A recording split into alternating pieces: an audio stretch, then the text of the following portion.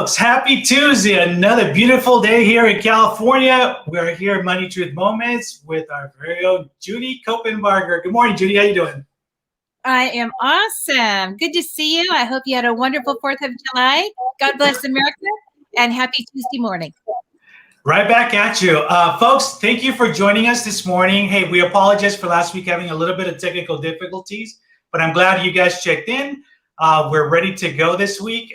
We're launching this new series on married couples and money. So you want to definitely share this out with your friends, family, share our stream. If you're not following Judy, please do so at judycopenbarger.com. There is a wealth of resources also on our website, which we'll get to a little bit later, as well as another surprise as well that's coming up. So what do you say we get started, Judy? We got a great subject today, great topic, and I don't want to run out of time because this is huge. I'm ready to go. Let's do it. All right. So right out of the gate, let's talk about what money decisions should married couples make together. Ooh. Well, there are some decisions that don't need to be made together, but I think there are some important ones that should. So let's say you're thinking about marrying someone and you have your idea of what it looks like to have savings. Like if you're okay with $20 in the bank, that's enough. Maybe you're marrying someone that really needs to have several months of basic expenses there, like $10,000, $20,000 in the bank to feel like you're saving. You got to work those things through. You've got to have a conversation. Maybe there's a compromise. Maybe you have separate bank accounts when it comes to cash reserves and cash flows. And that all can be worked out. There's no one way to do it. I think other things that you should talk about are how you do your expenses. So let's say in your mind, every year you want to have a vacation. For you, a vacation, you don't spend more than $500. You go camping, throw a tent in the back of the truck and away you go. Well, you might be marrying somebody that likes to fly first class and likes to go to other states or other countries. And that's what a vacation is. You know, working out decisions like that early is going to save a lot of marital stress and bring marital harmony. Just getting in alignment on some of the values around how money is allocated, what it looks like to save, what it looks like to spend money. Obviously, when you're putting together two lives, you have different values, different experiences around money, different ways that you did it at your house growing up.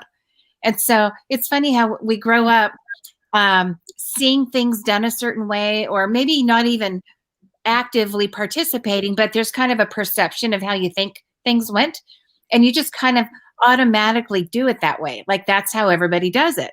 But you don't realize there's so many other ways to do life and to do money.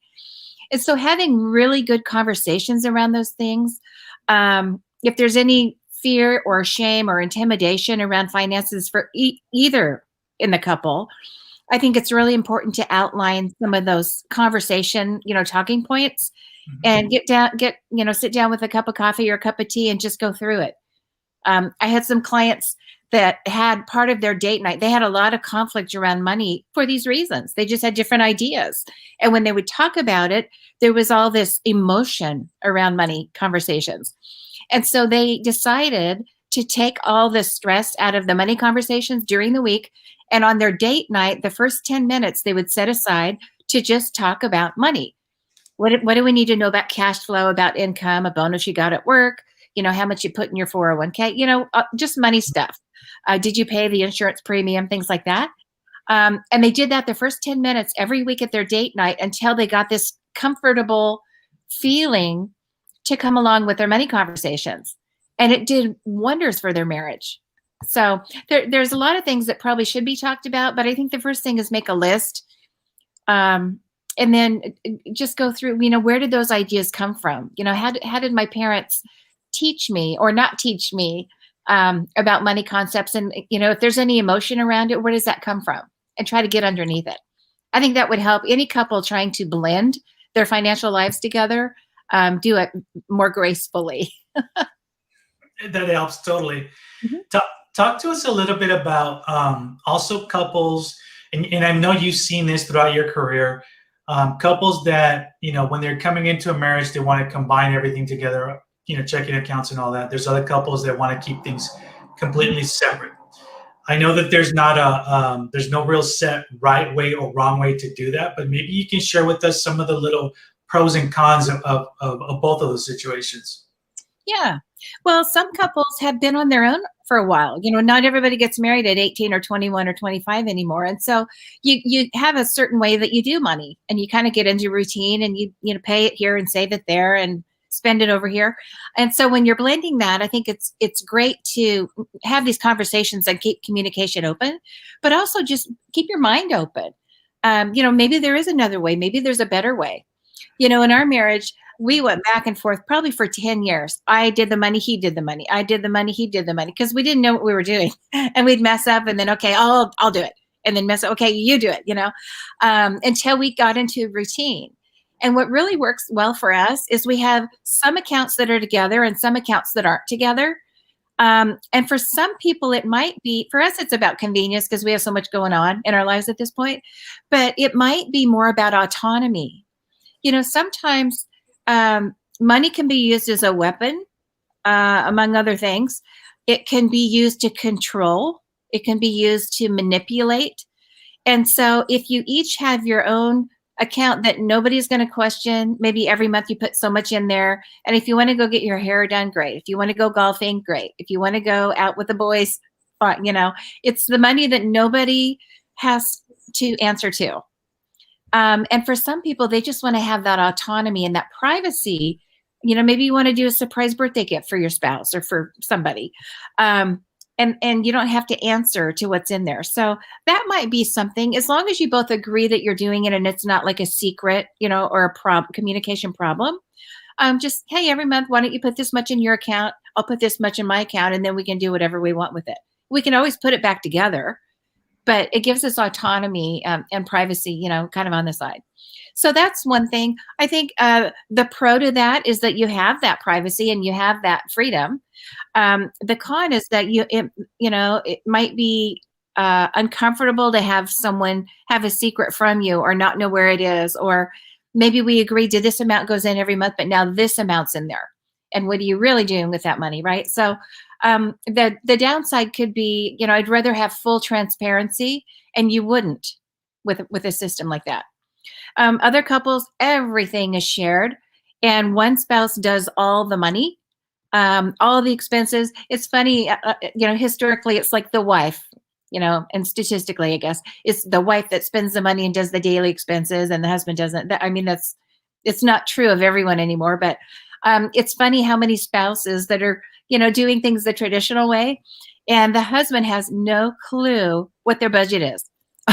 Or what it costs, the water bill. I haven't seen a water bill in 40 years, like they have no idea what groceries cost or anything. I think that's just kind of sweet, kind of cute. And so for some people, one spouse will do all the money.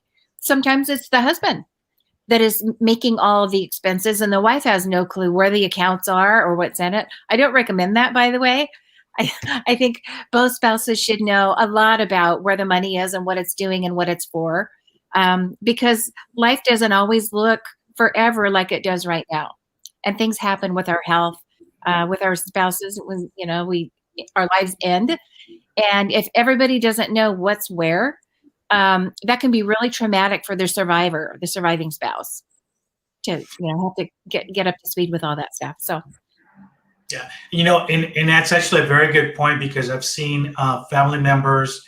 I've seen friends who are up there in age that their spouse, just like you described, their spouse is the one taking care of the bills and all that, and all of a sudden they're gone, and it's like, where do we bank? Where do we do this? Where do I pay this? And where do I do that? And it is pretty tragic to kind of see somebody go through that without any planning or that lack of communication you're mentioning too. I think that's very important. So I'm glad you brought that up. Yeah. Folks, thank you for joining us this morning. We are here at Money Truth Moments. We are discussing married couples and money. We're currently talking about what money decisions should be married couples make together. If you have not followed Judy yet, please do so at judycopenbarger.com. Shortly, we're going to be talking about a little bit more of those resources that are available for married couples, for single folks, all of the above, on her website as well too. So stay tuned for that a little bit later in the show. But I want to keep talking about money decisions that married couples should make together, right? So we talked about married couples having different accounts, having joint accounts, some of the pros, some of the cons. I also want to talk about now, let's put kids in the mix, right? So when we're talking about decisions regarding money, where do we fit the kids right in, whether they're little or a little bit older? What would be the best practice, I guess, is what I'm looking for that. Yeah, I love that question. I think the sooner the better when we're talking about involving kids and money. That's how they learn, right? It's sad when I come across people that didn't learn about money until after college, when they finally got their first apartment. It's like, uh-oh, I have no idea how to spend it or how to save it or allocating money, or, I can earn it. I learned how to get a good job and earn it, but what do I do with it now? How do I keep it? How do I minimize my taxes and optimize my growth accounts? And all that takes some wisdom. It takes some experience. It takes a resource. And some parents do a really good job with their kids when they're small, involving them in shopping and talking about expenses and, teaching them more than money doesn't grow on trees, Right. They actually give them work to do where they can earn their money. And then from the money they earn, they get to practice spending. And that's the thing. The sooner that we learn how to spend money and allocate expenses, the better. There are so many people that they can get a lot of money. Like some people make lots of money, hundreds of thousands of dollars a year, millions a year, but they don't know how to allocate it once they get it. They don't know how to manage it and keep it from poofing. That's a legal term I learned in law school, right? Poof. You know what it means? It's just like, where did it go? Holes in my pockets. But it's just amazing how much impact we can have with our children, even when they're small.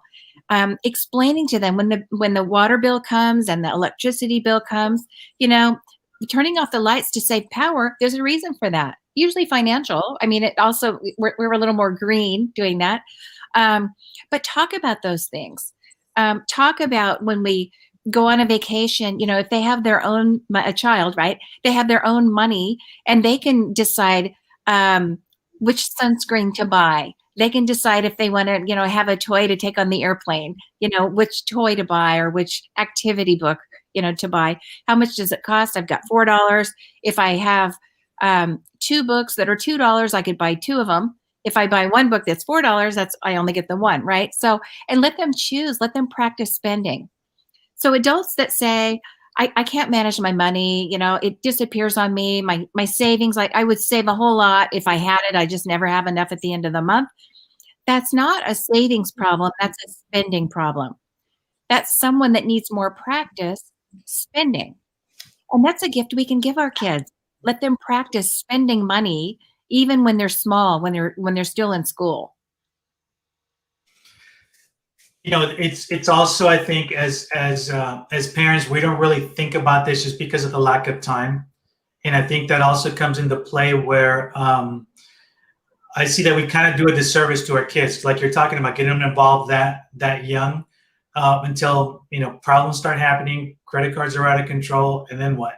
Trying to get them out of that hole, and I think education is key, especially starting them off really young, like the examples you're just giving us as well too. So I appreciate you sharing that.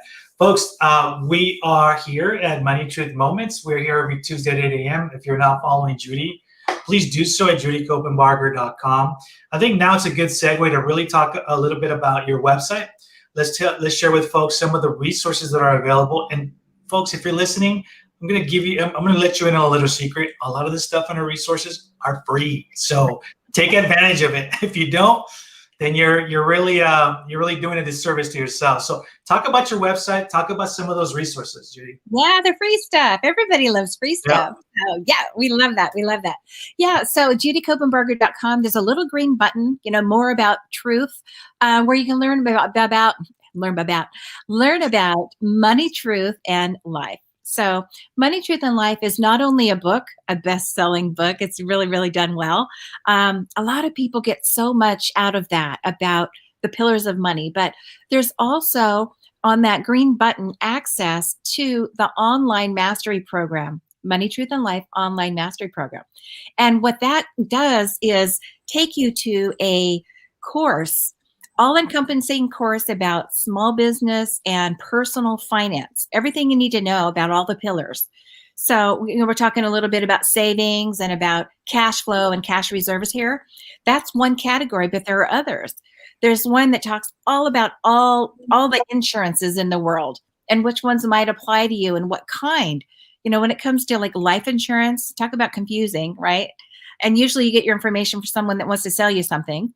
But there's all kinds of life insurance. It could be temporary, it could be permanent. They're used for different things. There's different kinds of ways the cash value might grow, or maybe no cash value at all. Some life insurances let you use the money even while you're living, which I think is fantastic. So when you die, there's a death benefit. But if you're living and something happens to your health, and now you are in a wheelchair, or now you need some alternative medicine not covered by insurance, or now you need to put a ramp on your front door or get a van, that will allow a wheelchair to get in there. There are ways that you can use your money while you're still living. So, and there's all kinds of insurance, what to look for in auto insurance, what to look for in homeowners insurance, tort liability, business protection, all of that. So that's the insurance classes. And then there's legal and legacy. What's the difference between a will and a trust? How many kinds of trusts are there, and what kind should I be thinking about? Do I have the right stuff at my house? When should I think about even doing that if I have little kids, or maybe I don't have kids yet, or not plan on having kids? Mm-hmm. So how could I use those documents? What kind should I be looking at? Sometimes we don't even know enough to know what questions to ask. Right. And this course is designed for you to know enough to know that something needs to be fixed. Something needs to be put in place. I need to do something more or better or different. And the questions to ask, it puts you on the right path. There's a whole several classes on taxation. There's a whole course on taxation. So all the kinds of taxes that impact you. We usually think about sales tax and we think about income tax. We don't like that one, right? And it impacts us at least once a year. But there are so many there are hundreds of taxes that impact you every single day. You just don't see them. So if you know they're there, and there are ways to minimize or totally mitigate those taxes, wouldn't you? It's more in your pocket for growth, for achieving your goals. So there's a whole course on that. There's just courses on investments, the bears and the bulls, and what's the difference between a stock and a mutual fund, or an ETF and a bond. What should I be doing at my house? What should I allocate in my 401k or in my growth account for retirement, or whatever it is? So all of that is in the course. It's done in video format, and you can watch one class at a time. And right now, for 7 days, you can watch all the classes you want for free. The subscription is just on hold. So if you wanted to just take a couple of classes, you could go in there and not pay at all. Also, on Judy Copenbarger, I didn't mean to stop, but on judycopenbarger.com, there are all kinds of videos there and articles that can help you learn about all kinds of personal financial issues. And on YouTube, there are courses on everything from how interest works, how bonds work, how the economy works. When you buy a car or lease a car, what's better? Pros and cons to that. Anything you can think of that you have a question about with real estate or business or finances or investments, tax, they're all answered in the YouTube collection under my name, just Judy Copenbarger on YouTube. But I recommend that if you're looking for just access to the good stuff, that you start with judycopenbarger.com and get into that course. Excellent. And folks, remember, the keyword here is free, and there is a lot of content. You can spend hours on it at your own leisure. So again, you'll do a disservice to yourself if you guys don't take advantage of that. So thank you guys for joining us this morning. I know we're almost towards the tail end of our show, but we appreciate you guys being here. If you didn't catch the beginning of the show, please watch the replay, share it with your family and friends, because we are talking about married couples and money. It's a huge, huge subject. And, some couples are all over the place. Some are getting started. Some already been in the trenches with it. And some are getting ready to kind of retire as well, too, which kind of leads me to my next question. And we're trying to follow this along the path of, we talked about being married. We talked about how to deal with separate accounts, joint accounts, the pros and cons. So this is stuff that, folks, if you're just joining us, you need to go back at the beginning of the show and watch some of this. So let's talk about, we've talked about being married. We talked about throwing kids in the mix, but let's move on a little bit further into looking at the retirement years, right? Maybe 5-10 years before I plan to retire. what are some things that what kind of decisions should we be making regarding money as a married couple? Yeah. Well, I think one of the biggest decisions is when. When do we want to hang it up? Because some people think when they get to that point where they're going to stop working for their money and do something else, they think it's all about having enough money. But from my experience, many people get there and it's not about the money. They've got plenty of money, with or without work, they're going to be fine for all their goals and all their income and everything they need. But they get to that point and it's more about, what am I going to do now? My identity has been wrapped up in my career, and my people in my life are in my career, and my purpose in life is in my career. Who am I going to be if I'm not going to work, or if I sell my business? It's an interesting phenomenon. And with my clients, I'll work about 5 years before that time they think they're going to retire, to get them mentally ready, not just financially ready. I mean, we're doing that, but to get them mentally ready for, what are we going to do now? How are we going to fill our days? Who do we want in our life? Because now we get to choose, right? It's a big transition for some people. And a lot of my clients will retire. They do the whole plan. They do it on time. They have the party, blow the horns and do the whole thing. And then they end up consulting or doing more work after, maybe not full time, but they still need that purposefulness. And so they'll transition with some part-time work or consulting for a while, and then transition out into this new normal where every day you get to pick, what you're going to do. But there's got to be purpose. So I think that's even more important. And as a couple, more important than the finances, because just cold turkey, going from working all the time to not working, can be devastating. So, but I think, your question was more about the finances. I know, for a couple to be really clear financially in how much they need to have for ongoing income. And you've got to plan for a long time. In our firm, we plan to age 100. Statistically, I don't know what the numbers are now, but it's very high probability that at least one of a couple will live well into the 90s nowadays. And when we're working with younger couples, it's likely that both of them will live into their 90s. Crazy. Like, our kids are going to have way more lifespan expected than we do. So pretty interesting phenomenon to think about, if I'm not working full time for 40 years, where's that money going to come from? Well, I have enough to sustain, right?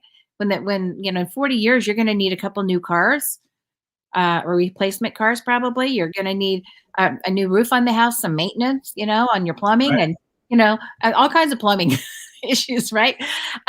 There's going to be money, not just your ongoing monthly expenses. There might be a trip or two. There might be things you want to do with or for your family. Where's that money going to come from? Do we have enough for the money to outgrow our lives, rather than our lives, outlasting the money? So is it sustainable? I'm always looking for sustainability. So those are some things to think about. And then, what kind of a lifestyle do we want as a couple? What will we be doing? Will we be serving other people? Will we be really engaged in our families, our grandkids and great grandkids? Will we be traveling? Will we be just, home gardening? What are we going to do? And what kind of finances are we going to need for those common goals and for those independent goals? So it takes a little planning. No, that's excellent. I know we're coming close to the end of the show, but I want to squeeze in one more question. And I know we've kind of talked about, from beginning, married couples, kids, retirement now. But one important question that I want to make sure we have at least a couple of minutes for you to talk about is, if you're engaged or planning on getting married, what are some key steps to kind of go through this path and start off right before I don't want to say pull the trigger, but you know what I mean, right? So Yeah. before you walk down the aisle, what are maybe some best practices, a couple of them, because I know we're short on time. Yeah, I think just to get some alignment and some communication in the 5 areas. So earning, spending, saving, managing, and giving money. So if we're going to be charitable as a couple, as we're coming together, I like to give a lot of money away. You would rather give your time. What's going to be comfortable for us as a couple in terms of giving and being, charitable? Saving, for one, I think I mentioned earlier, one of you might think savings is just, a couple $1,000s in the bank. The other one might feel better with 20 or 50. Like, what if one of us wasn't working for 6 months? Mm-hmm. All of those things, expenses, how much are we going to spend each year on vacations? How much are we going to spend on our kids? Are we going to pay for college for them or make them, do it on their own like we did, right? So there are different ways to pull your values together in your common goal setting. And the sooner you do that, especially if you're getting ready to get married, the sooner you get those common goals and those common attitudes around those basic 5 areas of money management, the better. Excellent. And I appreciate you sharing that. Folks, thank you for joining us. And right now, it's our favorite time of the show, which is...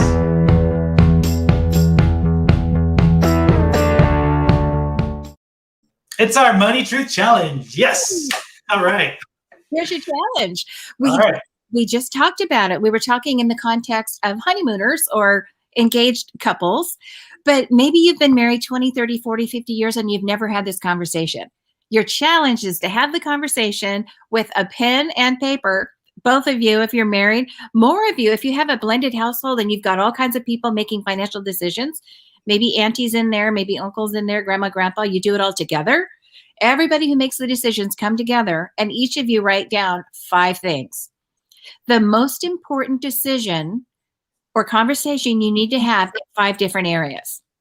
So one of them is the meaning for you of earning money. What does it mean to earn money? How much? Is it enough? Is it not enough? Is it something we need to work on? Is there something we need to sell to get some cash flow? What do we need to do in the area of earning? The second one is in the area of spending. Are we spending okay? Is our spending plan working? Are we sticking with it? Are we spending too much? Should we be spending more? Maybe we're saving too much and really not enjoying life. So each of you that are making decisions in your household, write down one thing that we could do better in the area of spending. And the third one is saving. How much should we save? Should we save more? Do we need to belt tighten a little bit and put more away for these last few years before we retire? What do we need to do in terms of allocating savings for our future goals and retirement down the road? And then the next one is management. Is there something we should do better to protect our money? Do we need to get a will in place? Do we need to get a trust in place? Do we have the right insurances? What if something happened? What if we got sued? What if we had a fire? What if we had a bad car accident? Are we protected adequately so we don't risk everything that we've grown if there is one of these life events? And then finally, giving. Are we giving the way we want to give? What does it mean to me to give? What does it mean to you to give? Is there something we could do more, better, or different in the area of giving? So earning, spending, saving, managing, giving. So each of you write down one conversation you want to have or one bullet point in each of those areas, what it means to do that properly. And then you can come together and have that conversation. That's your challenge. That's a great challenge, folks. Make sure that you do take this very serious. If you want to share with us also, please send us a message. We'd love to share some of the feedback as well too on the show. Judy, thanks so much for a great conversation, a lot of great wisdom regarding married couples and money. If you're just joining us, follow Judy at judycopenbarger.com. But more importantly, watch this episode because I know that you know somebody or even yourself that can learn a lot of the wisdom that Judy was able to share with us this morning. Remember, we're here every Tuesday morning, 8 a.m., Money Truth Moments with Judy Copenbarger. Any parting words, Judy? No, make it a great week. And it's my pleasure to be with you as always, Carlos. All right. Take care, you guys. We'll see you guys next week.